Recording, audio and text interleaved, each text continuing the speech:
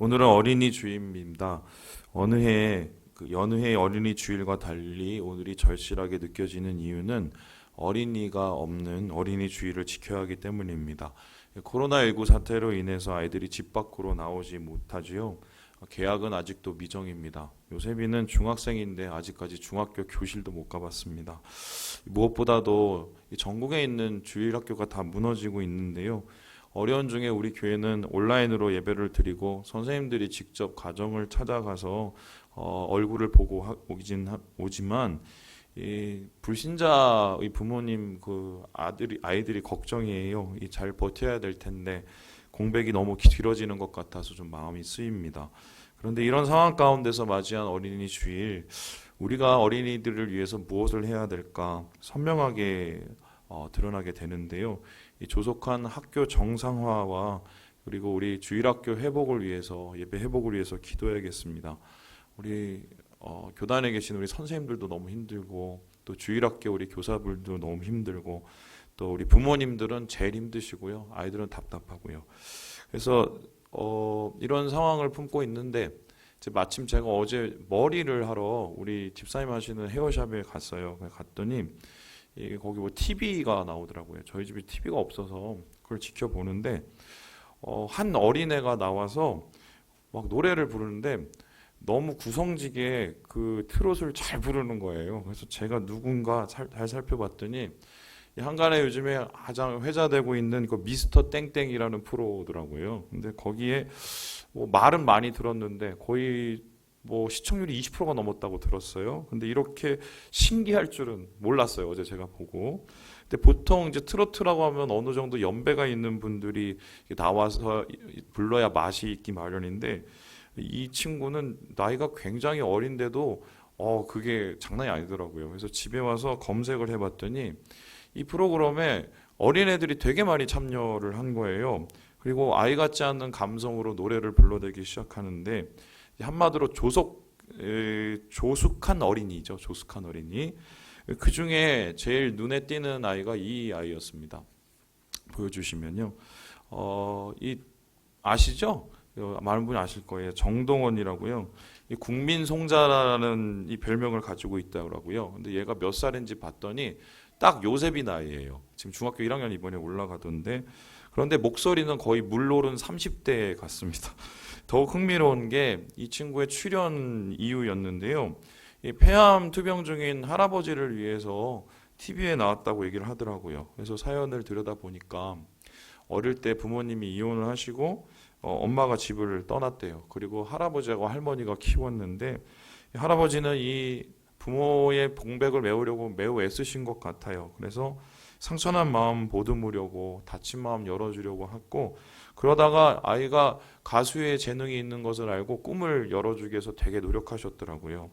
이제 그런 중에 병이 들었는데 이 병상에서 이 아이의 자기 손자의 노래를 듣고 위로를 많이 받으셨을 것 같아요. 그런데 안타깝게도 끝까지 자리를 지키지 못하고 세상을 떠났는데 그 후에 이 정동원 군의 반응이 되게 놀라웠습니다. 왜냐하면 너무 침착하게 빈소를 지키고 있더라고요. 그래서 참여자 한 분이 가서 이 정동원 군한테 괜찮냐고 왜 안 오냐고 물어봤더니 슬픈데 참는 거라고.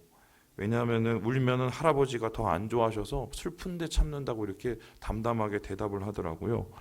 아이들이 요즘에 점점 조숙해집니다. 긍정적인 의미에서든 부정적인 의미에서든 어른 같은 아이들이 점점 늘어나고 있는데요. 이 아동 심리학자들은 매체 영향이 크다고 보고 있습니다. 뭐 SNS나 뭐 너튜브 같은 뭐 이런 정보들 너무 많이 소화하고 있고요. 그리고 엄마들의 극성, 이 빠른 교육시킨다는 엄마들의 극성도 한 몫을 거둡니다. 그리고 이 한국의 경쟁 사회가 아이들을 점점 더 조숙하게 만들고 있는데요. 반면에 아이들은 조숙해지는데 어른들은 철이 없어지는 것 같습니다. 소위 철없는 어른이들이 늘고 있는데요. 바로 이분이 대표적이라고 할 수 있죠. 이 키덜트라는 그 단어를 이제 사람들한테 알렸던 분이죠. 이 키덜트라는 것은 키드와 어덜트의 합성어고 아이의 감성과 취향을 가진 어른들을 뜻합니다. 이분이 입은 옷만큼 이분은 내 머릿속에는 여러 가지의 장난감과 피규어가 있는데 이 키덜트 시장 규모가 점점 이제 늘어나서요. 매출이 연 10조가 넘었다고 하더라고요. 엄청나지요. 그런데 이제 왜 이분들이 이렇게 키덜트 문화를 찾게 된가? 결혼이 늦은 탓도 있지만 이게 사회가 각박해서 그렇다고 하는데요. 무슨 뜻이냐? 정서적인 안정을 찾아야 되니까 자기가 어렸을 때의 그 감성을 되찾으면서 거기에 뭔가 이 정감을 느끼려는 이 모습이다라고 분석을 하더라고요. 이 어른이 피규어 사고 레고 산다고 비난할 것은 아닙니다.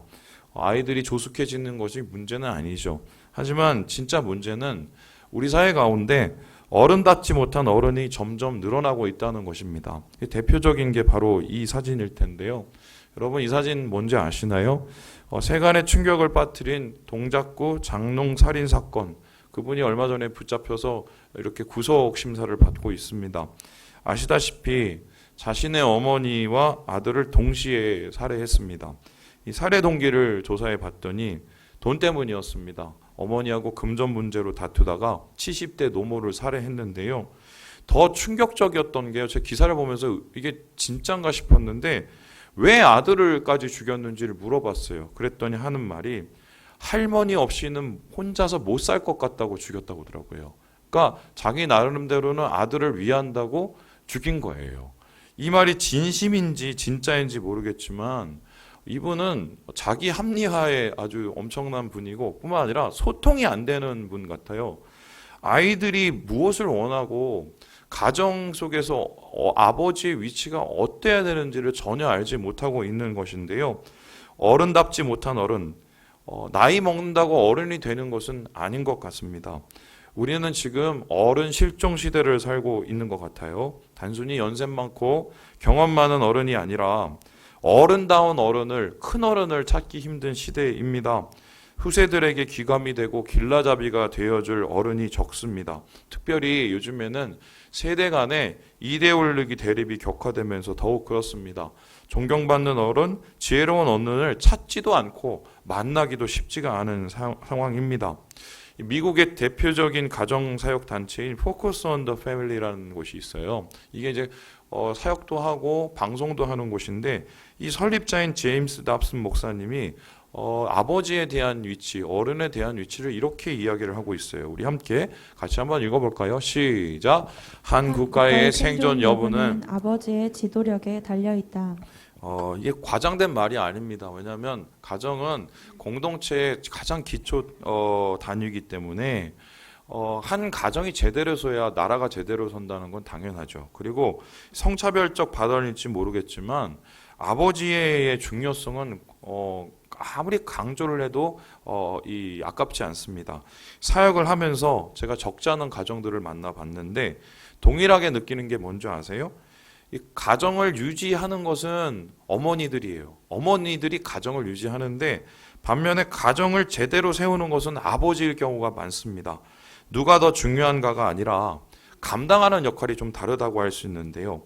특별히 우리나라 많은 가정엔 좋은 아버지가 필요합니다. 아버지는 생명의 출발이고 관계의 시작이고 인생의 길라잡이이기 때문입니다. 근데 제가 이때껏 만나본 이 아버지들 중에서 물어보면 다 좋은 아버지, 좋은 부모 되고 싶다고 말을 합니다. 그리고 다 자녀 걱정, 아내 걱정, 그리고 가족 걱정을 다 합니다. 그리고 다 나름 좋은 아버지가 되기 위해서 애써 왔어요. 그런데 희한하게도 안타깝게도 노력한 만큼 열매를 보지 못하는 것 같아요. 이유는 무엇일까? 제가 보기에는 뭔가 모르는 거예요. 어른이 되는 방법을 모르고 아버지가 되는 방법을 모르기 때문이 아닐까. 우리의 아버지들이 경험한 아버지들은 좋은 아버지가 되고 싶었던 아버지였습니다. 하지만 좋은 아버지는 아니었던 아버지들이었던 거죠. 그래서요, CCC의 유명 강사인 조시 맥도웰이라는 목사님이 그의 저서에서 많은 아버지들이 왜 좋은 아버지가 되지 못할까? 이런 실수를 하기 때문이라고 얘기하는데요. 세 가지의 실수를 이야기하고 있습니다. 우리 같이 한번 읽어볼까요? 시작. 아이가 사랑 안에서 정서적 안정을 느끼지 못하는데도 규칙과 제약을 강요하면 분노와 원망, 실망만 남는다. 반면 아이가 무엇을 원하든 즉시 주면 성마른 아이로 기르게 된다. 너무 너그러운 아버지유여. 또 바빠서 아이를 방치하면 아이는 자신을 쓸모없는 존재로 여기고 노여움을 품게 된다. 소홀한 아버지. 아버지유여. 거의 세 가지 실수예요. 너무 권위적이든가 그래서 독재자가 되든가 아니면 너무 방임해서 그냥 애들이 스포일 되도록 내버려 두든가 아니면은 그냥 아무 관심 없이 무관심하게 애들을 그냥 놔두는 소홀해진 이 아버지의 모습인데요. 이런 모습이 결론적으로는 아이들을 병들게 만듭니다. 아이들은 부모를 통해서 특별히 아버지를 통해서 사랑을 배웁니다. 정서적 안정을 찾습니다. 그런데 아버지가 너무 권위적이거나 방임적이거나 무관심하면 아이들은 비뚤어집니다. 그래서 아버지들은 보통 이렇게 생각을 하게 돼요. 돈만 잘 벌어주면 앞길 잘 열리도록 뒷바라지만 해주면 아이들이 잘 살 수 있도록 내가 버텨만 주면 되는 거 아니야? 그런데요, 그 결과는 다르다는 건 여러분 아시죠? 아버지들은 자기의 의도와는 전혀 다르게 자녀들이 변하는 것을 보게 되고 자녀로부터 고립이 되고 가정으로부터 소외되는 경우가 많습니다. 아이들이 원하는 아버지는 능력 있는 아버지가 아니라 함께하는 아버지이기 때문인데요. 그래서 오늘 저는 여러분과 함께 성경을 통해서 좋은 아버지는 어떤 아버지일까? 좋은 아버지가 되려면 어떻게 해야 될까? 이것을 찾아보려고 합니다. 가장 대표적인 성경의 말씀이 바로 이 누가복음 15장 탕자의 이야기인데요. 이 탕자의 이야기에 있는 아버지가 예수님이 직접 말씀하신 좋은 아버지상의 모델입니다. 그런데 본문을 잘 살펴보면 우리가 잘 아는 말씀임에도 불구하고 예수님이 소개하시는 아버지가 좀 이상해요. 우리가 생각하는 통념과는 좀 거리가 있는데요. 이 이상한 아버지, 그런데 좀 과한 말로 좀 정상이 아닌 아버지가 예수님이 이게 좋은 아버지라고 말을 하고 있습니다. 근데 이것은 단순히 하나님 아버지를 나타내기 위한 예수님의 설명이 아니라 하나님께서 이 땅에 세우기 원하는 아버지의 모습이거든요. 우리 자녀들이 이런 아버지를 원하고 있다는 소리인데요. 그렇다면 예수님께서 소개하시는 아버지는 어떤 모습일까? 어떤 아버지가 세상과 가정을 세울까? 본문을 살펴보면 세 가지로 정리할 수 있겠습니다. 우리 첫 번째 같이 한번 읽어봅니다. 시작! 아버지는 자연스럽지 않다. 본문에 나타난 아버지는 전혀 자연스러운 분이 아니에요. 무슨 소리냐? 우리 함께 12절의 말씀을 같이 한번 읽어봅니다. 시작!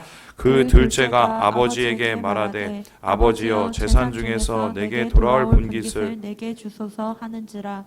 아버지가 그 살림을 각각 나눠 주었더니 전혀 자연스럽지 않습니까? 왜입니까? 좀 더 정확하게 표현하자면 제 정신이 아니에요. 정상이 아닙니다. 지금 아버지는 자식 때문에 매우 부자연스러운 상황을 겪고 있습니다. 둘째는 집을 나가려고 하고 첫째는 대듭니다. 한마디로 콩가루 집안이고 엉망진창인데요. 아버지 빼놓고 모두 비정상인, 그래서 아버지가 정상인 게 이상할 정도의 상황입니다. 특별히 둘째 아들의 요구는 매우 무례합니다. 우리도 마찬가지지만 이 재산 분배는 보통 아버지 돌아가시고 난 다음에 하잖아요. 그런데 이 아들은 나 집 나갈 테니까 미리 땡겨달라고 요구를 합니다. 이 소리는 아버지를 죽은 사람처럼 취급하겠다는 소리인데 나 다시 볼 일 없다라고 이야기를 하고 있는 것입니다. 그런데요, 이 아버지는 자기 자산 먼저 떼어달라고 요구하는 아들의 이 얘기에 전혀 화를 안 내요. 너무 침착해요. 이상할 정도로 너무 침착해요. 그리고 그 둘째 아들의 요구를 담담하게 들어줍니다. 이 돈 가지고 나가서 엉망진창이 될 걸 알면서도 그냥 내버려둬요. 말없이 살림을 나눠줍니다. 아버지가 자식의 이런 요구를 허락해 줬다는 것은 스스로 무덤을 팠다는 것인데요. 당시의 통념상도 이건 전혀 지혜롭지 못한 결정이었습니다.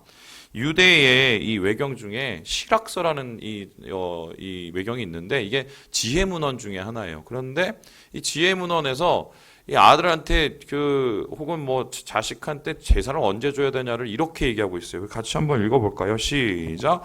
아들이나 아내에게, 형제나 혹은 친구에게 당신이 살아있을 동안 당신을 좌우할 힘을 주지 말라. 그리고 당신의 물품들을 다시 돌려달라고 요구하지 않기 위해서라도 다른 사람들에게 그것을 주지 말라. 솔직히 말해서요, 돈 없으면은 자식이 어머니 아버지 잘 안 찾아옵니다. 뭐 있어야 찾아오는 게 사실 솔직히 그렇잖아요. 그렇죠?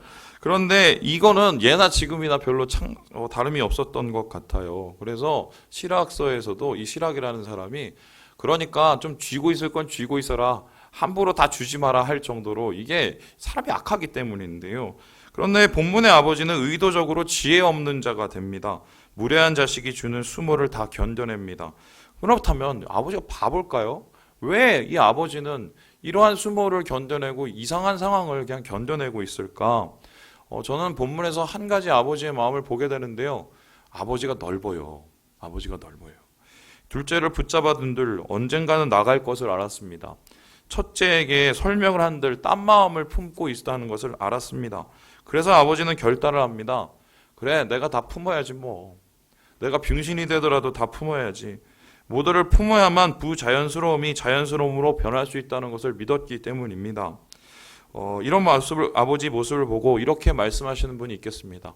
하나님이니까 이렇게 품죠. 하나님 아버지 얘기하는 것 아니에요.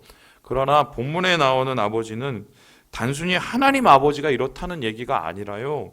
이 세상에 이런 아버지만이 가정을 다시 세울 수 있다는 뜻입니다. 그래서요, 모두를 품을 수 있는 아버지 마음, 이런 아버지가 무너진 가정도 비뚤어진 자식도 다시 세우게 된다는 거지요. 그런데 이러기가 어디 쉽습니까? 자연스럽습니까?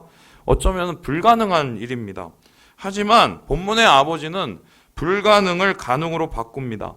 이런 큰 마음 품기 위해서 얼마나 힘들었겠어요. 매일 마음을 깎아내야 했습니다. 매일매일 진짜 아버지가 되기 위해서 노력을 한 것입니다. 여러분, 죄송한 말씀이지만 자식 낳는다고 모두가 부모 되는 건 아닙니다.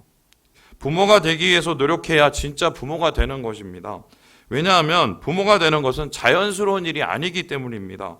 나를 깎아서 마음을 넓혀야 자식을 품고 가족을 품을 수가 있습니다. 목사님, 그게 가능하겠어요? 그게 진짜 가능하겠어요? 저한테 물어보지 마세요. 저도 매일 품는 질문이고요.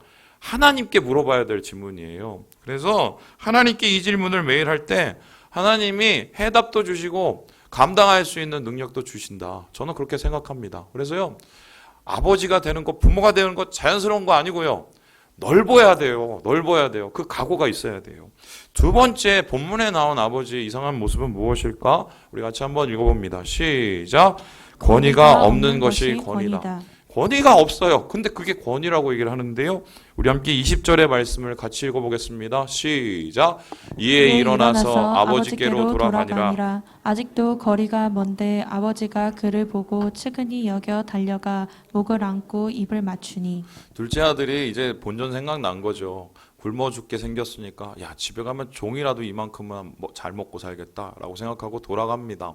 그 돌아가는 길이 얼마나 힘들겠어요. 뭐라고 얘기를 해야 되지? 걱정이 되게 많았을 것입니다. 그런데 동네 어귀에 도착했을 때 전혀 뜻밖의 일이 벌어지지요. 아버지가 맨발로 뛰어나서 그 아들을 맞이합니다. 이미 아버지는 돌아올 것을 준비하고 있었던 거죠. 그리고요, 사정도 들어보지 않고 아들을 먼저 부둥켜 안아요. 이게 또 용서가 너무 당연해 버린데요. 아버지의 용서, 본문에 나타난 아버지의 용서는 너무 포괄적이고 즉각적입니다. 마치 돌아온 아들이 민망할 정도로 아버지의 사랑은 막 용서는 퍼붓기 시작하는데요. 아버지는 이러한 아랑곳하지 않는 용서를 마음껏 나타내고 있습니다. 이러한 모습을 보고 첫째 아들이 화를 내기 시작합니다. 아니, 데려온 놈을 그냥 놔두는 것도 그렇지 어떻게 잔치까지 벌려줘? 이거 과해도 너무 과한 건 아니냐? 정신이 없는 아버지, 사랑받을 자격이 없는 이 둘째에게 가서 자기가 지금까지 받은 사랑보다 더 많은 사랑을 퍼붓고 있는 듯한 이런 느낌을 받았을 때 큰아들은 굉장히 상처를 받았어요. 아버지가 미쳤다고 생각을 했겠죠. 그런데 이런 큰아들의 정서는 그 당시 유대의 정성과 크게 다르지 않습니다. 우리 함께 다렐 포크의 이야기를 같이 한번 읽어볼까요? 시작. 이 이야기는 문화적으로 매우 충격적이다. 일반적으로 아버지가 보이는 모습은 아들이 고백을 하기까지 기다리거나 혹은 아들이 아버지를 향한 존경의 표현을 할 때까지 반응하지 않기 때문이다. 그러나 이 아버지의 열정은 예외적이다. 너무나 기뻐서 잃어버렸던 아들의 목을 끌어안고 그를 안아주면서 기쁨에 입맞춤을 한다. 집에서 이제 문제 생기면 그러잖아요. 야, 아버지한테 가서 미안하다고 말씀드려. 아버지가 잘못한 것도 많은데 일단 자식부터 미안하다고 얘기를 해야 돼요. 그렇죠? 우리는 그렇게 가르쳤어요. 그리고 이러한 가르침이 유대의 통념이었어요. 그런데 본문의 아버지는 채신머리가 없어요. 권위를 벗어 던집니다. 스스로 권위를 무너뜨리는데요. 왜 아버지는 누려야 될 권위마저도, 아주 기초적인 권위마저도 다 던져버렸을까? 아버지가 넓은 뿐만 아니라 가깝기 때문이에요. 아버지는요, 누구보다도 넓어야 되고요, 누구보다도 가까워야 돼요. 아버지는 자식을 가까이 하기 위해서 자신이 할 수 있는 모든 것을 다 했습니다. 자신이 버릴 수 있는 것을 모두 다 버렸습니다. 자식을 품기 위해서, 무너진 자식을 다시 일으키기 위해서 권위는 중요하지 않았기 때문이에요. 여러분, 우리가 생각을 할 때 애들하고 좀 어느 정도 거리감이 있어야 된다고 생각을 합니다. 특히 아버지들은 더 그래요. 저도 가끔가다 얘기하지만 제가 군대에서 되게 힘들었거든요. 막 얻어맞고 턱 빠지고 막 말은 못했는데 저희 아버지가 제가 힘들다는 걸 알고 이렇게 편지를 보냈어요. 근데 저희 아버지가 저한테 아이고 아들아 얼마나 힘드니 막 이런 말씀 줄 알았더니 내가 너를 독수리가 새끼를 품듯이 이렇게 생각하고 있다는 거였어요. 무슨 말이 듣더니 독수리가 이렇게 새끼를 날게 하기 위해서 어떻게 해요? 등에다 이게 업고 날다가 떨어뜨리잖아요. 지금 그 마음으로 아버지가 저를 바라보고 있다고 그러는데 그 말이 전혀 위로가 되지 않아요. 전혀 위로가 되지 않았어요. 근데 잘 생각해 보면 그 우리 아버지의 정서가 일반적인 아버지, 한국 아버지의 모습인데요. 한국 아버지는 그렇게 생각을 하세요. 어느 정도 거리가 있어야 되고 그래야 가르칠 수 있고, 그리고 세상이 험하기 때문에 아버지만이 아이들에게 살아남는 법을 가르칠 수 있다고 가르쳐요. 생각해요. 그런데 여러분, 아이들이 원하는 것, 그리고 가정을 세우는 거는 아버지가 살아남는 법을 가르치는 게 아니고요, 아버지가 사랑하는 것을 알게 하는 거예요. 아버지는 가까워야 되는 존재입니다. 여러분 잘 생각해 보면 우리 하나님 아버지도 그렇습니다. 하나님 성육신 하나님이 사람이 됐거든요. 이것은 하늘 보좌를 버리셨다는 것이고요, 모든 권위를 포기했다는 것입니다. 이 땅에 오셔서 가장 낮은 자로 사셨습니다. 그 이유가 뭘까요? 우리를 가까이 하기 위해서였어요. 우리가 그만큼 땅바닥에 죄 가운데 떨어져 있었기 때문에 하나님께서 우리를 가까이 하시기 위해서 모든 것을 버리셨거든요. 제가 오늘 말씀 준비하면서 한 번은 물어봐야 되겠다고 싶어서 우리 요셉이한테 물어봤어요. 요셉아, 요즘에 남자 대 남자로 솔직하게 한번 얘기해보자 했더니 아버지 또 왜 저러나 막 해갖고 저한테 왔는데, 너 솔직히 얘기해. 내가 지금 아무 얘기도 안 할 테니까 아버지한테 나한테 너 불만 있으면 솔직하게 털어놔. 그랬더니 얘가 저한테 딱 하는 말씀이 불만 없어. 지금은 다 좋아. 왜? 그랬더니 함께 있잖아 이러더라고요. 이 말을 다시 돌려보면 옛날에는 어땠단 소리. 옛날에 제가 막 사역한다 싶고 하면서 그 가정을 되게 멀리하고 막 희생시키던 적이 있었었는데, 아마 요셉이가 그 기억이 좀 남아있었던 것 같아요. 근데 그 기억보다는 지금이 아버지가 좀 나은 거예요. 함께 있으니까 가까이 있는 것 같아서. 아이들은 항상 아버지의 거리를 봐요. 그 거리 속에서 정서적 안정을 느끼게 되거든요. 아이들은 아버지가 가깝기를 원합니다. 거리감을 싫어하고요. 거리가 권위를 말해주는 시대는 끝났습니다. 친밀함이 곧 권위이고요. 친밀함을 통해서 권위가 세워집니다. 왠지 아세요? 진심이 드러나기 때문이에요. 진정한 권위는 이 사람이 나를 사랑하고 있다는 것을 알 때 나타나게 되는데요. 아버지 마음속에 있는 사랑이 느껴지면 아이들은 아버지를 신뢰하고 따르게 되겠습니다. 우리 역시 하나님 아버지처럼 권위를 버리고 아이들에게, 가정에게 다가가야 되지 않을까. 이런 아버지가 가정을 세운다라고 이야기하고 있습니다. 마지막으로 본문에서 말하는 예수님이 소개하시는 아버지상은 어떤 상일까? 우리 같이 한번 읽어볼까요? 시작. 아버지는 자식을 포기치 않는다. 아버지가 어느 자식도 포기하지 않는다는 겁니다. 우리 함께 32절의 말씀을 읽습니다. 시작. 이 내 동생은 죽었다가 살아났으며 내가 잃었다가 얻었기로 우리가 즐거워하고 기뻐하는 것이 마땅하다 하니라. 본문의 아버지는 매우 처량합니다. 왜냐하면 어디에도 자기 편이 없기 때문입니다. 자기 싫어서 떠난 자식 돌아왔어도 자기 편 아니었고요. 집안에 붙어있는 놈도 자기 편 아니었습니다. 모두 다 다른 생각하고 있었고 다른 계산을 하고 있었습니다. 그래서 아버지는 매우 외로운데요. 특별히 마지막에 큰아들이 아버지의 뒤통수를 칩니다. 큰아들이 아버지한테 화를 내는데요. 그 이유를 잘 들어봤더니 큰아들의 머릿속에 다른 생각이 있었기 때문이죠. 자신의 몫을 빼앗길까 봐 동생이 오는 게 싫었던 거예요. 그래서 요약하자면 동생 목숨보다 자기 몫이 더 중요한 겁니다. 그래서 그만큼 옹졸한 마음을 품고 있었던 것이죠. 이 정도 되면 승질나지 않겠어요? 모든 걸 다 포기하고 권위도 포기하고 자기가 가진 것을 다 희생했는데 알아주질 않아요. 그러면 저 같으면 아마 얼굴도 보기 싫을 것 같아요. 숨도 같이 쉬는 게 싫을 것 같아요. 그런데 본문에 나온 아버지는 그렇지 않아요. 이 아들을 설득을 하고요. 마지막까지 포기를 하지 않습니다. 우리 함께 31절의 말씀을 같이 한번 읽어볼까요? 시작. 아버지가 이르되 예 너는 항상 나와 함께 있으니 내 것이 다 내 것이로되. 여기서 우리가 눈여겨보아야 될 표현인데요. 얘야 예라는 표현이에요. 근데 이 표현이 헬라어로 테크논이라는 표현인데요. 우리말로 하면 아들아, 따뜻한 아버지의 이 소리죠. 그런데 이거는요. 아들이 욕을 하고 화를 내는데도 아버지는 전혀 미동도 하지 않고 따뜻한 목소리로 테크논, 아들아 이렇게 부르고 있어요. 그 마음을 다독이며 기쁨에 동참하기를 원하는 애정어린 호소가 드러나고 있습니다. 여러분, 아버지는 본문에 나타난 아버지는 아무도 포기하지 않습니다. 심지어 자기가 얼마나 엉망이고 외로워도요. 화가 나도요. 포기하지 않아요. 그 이유가 뭔지 아세요? 아버지는 크고 또한 아버지는 가깝고 뿐만 아니라 아버지는 끈질기기 때문이에요. 자식을 사랑한다면 기다릴 수 있어야 돼요. 포기하지 말고 기다리는 것이 진짜 부모 아니겠어요? 쥐염 열매 먹고 있는 자식을 다그쳐서 데려오는 것보다 돌아올 때까지 기다리는 것이 100배 힘듭니다. 그리고 다른 생각 품고 있는 자식한테 화를 내고 싸우는 것보다 혼내고 품는 것보다 품고 기다리며 기도하는 것이 정말 힘들죠. 자식을 변화시키는 것은 데려오는 것이 아니라 돌아오기를 기다리는 거고요.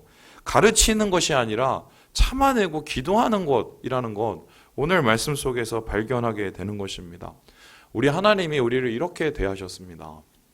우리가 얼마나 엉망진창이었으면 세상 속에서 하나님 없이 잘 살아간다고 얘기하고 깨지고 쓰러지고 넘어지고 욕먹어 마땅하고 비난받아 마땅할 때 주님은 우리에게 이렇게 얘기를 하세요. 우리 함께 42장 이사야서 42장 말씀을 읽어보겠습니다. 시작.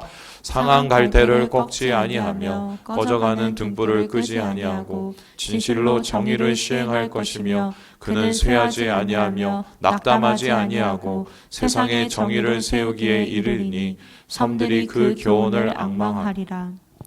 하나님 아버지는 외로운 분이지요. 왜냐하면 아무도 하나님을 하나님답게 여기지 않기 때문입니다. 그리고 하나님이 사랑하시는 사람조차도 엉망이 될 때도 그들이 돌아오지 않는 것을 하나님은 매일 느낍니다. 하지만 하나님은 이에 대해서 화를 내거나 심판으로 모든 것을 해결하지 않습니다. 그들의 상한 갈대를 꺾지도 않으시고 꺼져가는 등불을 끄지도 않으십니다. 왜냐? 아버지 하나님은 우리를 향한 소망을 포기하지 않으시고 절대 낙담하지 않으시고 우리를 통해서 하나님의 나라 새로운 세상을 열기 때문입니다. 그래서요, 우리 하나님 아버지의 모습, 바로 이 땅 가운데 우리 부모들, 특별히 우리 아버지들에게 요구되는 모습이 아닐까. 저는 말씀 속에서 그런 해답을 찾게 돼요. 아버지는 커요. 아버지는 가까워요. 아버지는 끈질겨요. 그런 아버지가 진짜 가정을 세우거든요. 아마 오늘 이 설교를 들으시면서 마음속에 그런 생각하시는 분 있겠습니다. 그래, 그 인간이 이런 일을 못하니까 내 새끼들이 이 모양이지. 뭐 이런 생각하실 수 있겠는데요. 그렇게 얘기하지 마세요.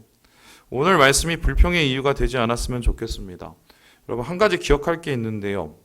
이런 아버지 옆에는 항상 좋은 아내들이 있었어요. 아세요? 아브라함이 된 것은요, 하나님의 은혜이지만 하나님의 조력자로서 아브라함을 돕고 믿어주고 인내하며 포기하지 않는 사라라는 여인이 있었습니다.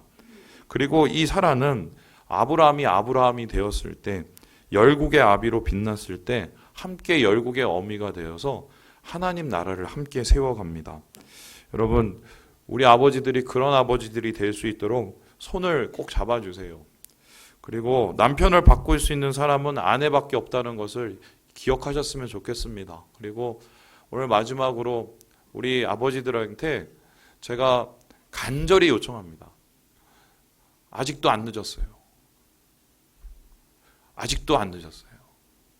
자식이 무슨 몇 살 먹건 아직도 안 늦었어요.